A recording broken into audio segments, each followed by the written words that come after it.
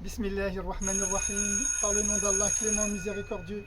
Madame, mademoiselle, monsieur, chers abonnés, chers parents, beaux-parents, écolières et écoliers. Aujourd'hui, c'est jour de contrôle. J'espère que tu as bien révisé tes leçons. C'est parti.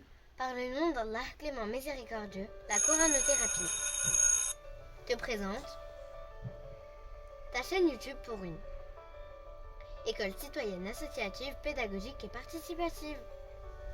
Ta première cyber-école en ligne intitulée Pacte, projet d'accompagnement coranothérapeutique émancipatrice. École Pacte, projet d'accompagnement coranothérapeutique émancipatrice.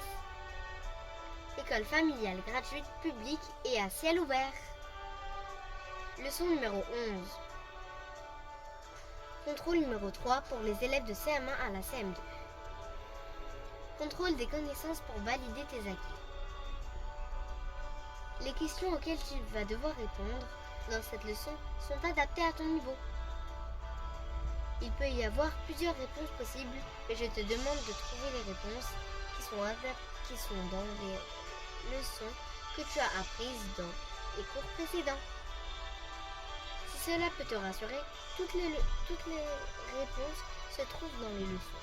Et papa et maman peuvent te faire passer ce contrôle en plusieurs séances. 1. Quelle différence y a-t-il entre un prophète et un messager? 2. Qu'est-ce qu'une leçon de morale? À quoi sert-elle? Donne-moi deux exemples de morale religieuse. 3. Quel est l'intérêt ou, si tu veux, quel est l'objectif d'une leçon de morale religieuse? 4. Faut-il réfléchir pour avoir la foi? 5. Qu'est-ce qu'observer la création demande d'y réfléchir pour avoir la foi?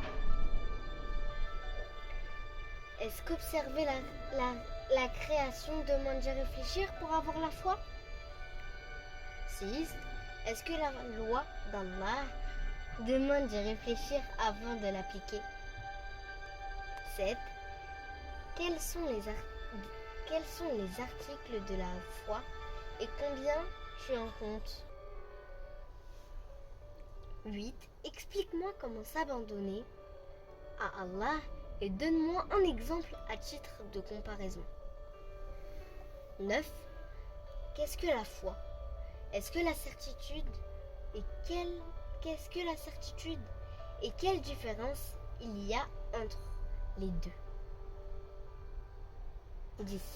Peux-tu me donner des exemples de certitude? 11. Peux-tu me dire la différence entre c'est mon mektoub et c'est mon destin? 12. Est-ce que la foi contredit la raison? 13. Que signifie la folie? 14. Dieu est un et indivisible, mais il a 3 fonctions. Quelles sont-elles? 15. Dans quelle sourate tu peux les retrouver? Récite-les, s'il te plaît. 16. Donne-moi la signification de chacune de ces 3 fonctions. 17. Est-ce que Dieu créa l'homme au centre de toute la création ou bien est-ce la création qui se trouve au centre de l'homme? Justifie ton raisonnement si tu sais l'expliquer. 18. Le Coran évolue selon 2 critères.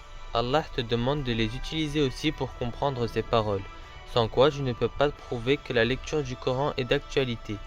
Quelles sont-elles? 19. Dans la dernière sourate du Coran, Allah te demande quelque chose. Il te demande de dire une formule. Quelle est-elle? 20.